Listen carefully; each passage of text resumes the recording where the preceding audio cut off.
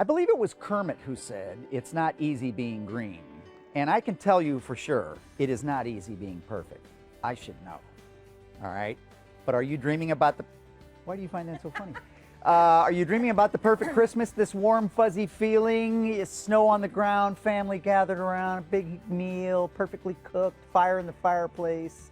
Real Norman Rockwell painting, right? Well, our next guest says, good luck with that. She says, perfection is impossible, and it probably is. And I have two things I want to say. One, I was a terrible student in school. Okay. Awful. And one of the counselors who tried to snap me out of it said, you're a perfectionist, and that's why you don't get anything done. You try to be perfect, and then you never complete anything. What a great counselor. Exactly. Yes. Perfection does not exist. It is like literally the pursuit of the impossible. And yet like we're all hustling for it. And what the problem I see too in this is, correct me if I'm wrong, is that a lot of people can't be perfect and they know that, so they try to portray themselves as perfect even though they're not. And they waste time doing that. Well, and it's not our true authentic selves either. Right. You know, I think when in the work that I do with Brene Brown in the Daring Way and Rising Strong work, she calls it she calls it a process addiction. So like we think if we are perfect, then no one can blame me, shame me, criticize me, judge me.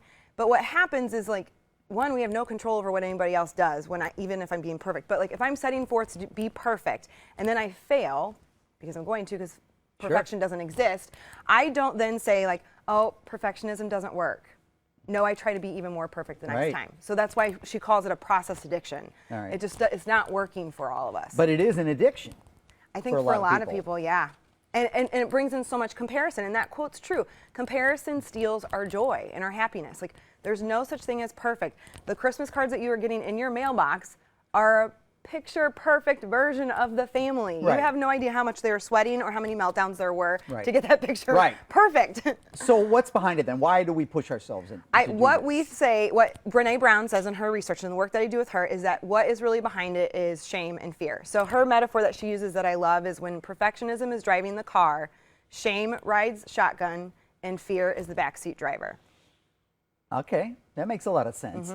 When you think about it, though, if you ever meet somebody that appears to be perfect, we're talking about the lady with the apron and the perkies and the slim and the nails and the hair and everything in the meal and the kitchens and looks great, perfect mom, perfect wife.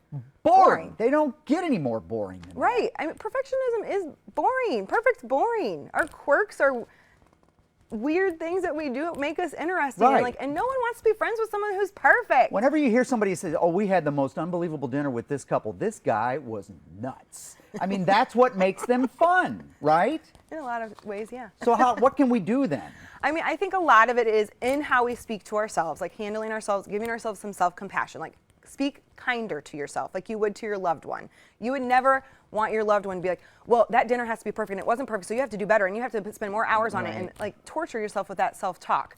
A lot of it is just giving ourselves grace and to really just stand in our sacred truth and be who we are, flaws and all. Right. You burn the cookies on the bottom, you say, well, that one didn't work. Right. But the turkey was good. We begin again.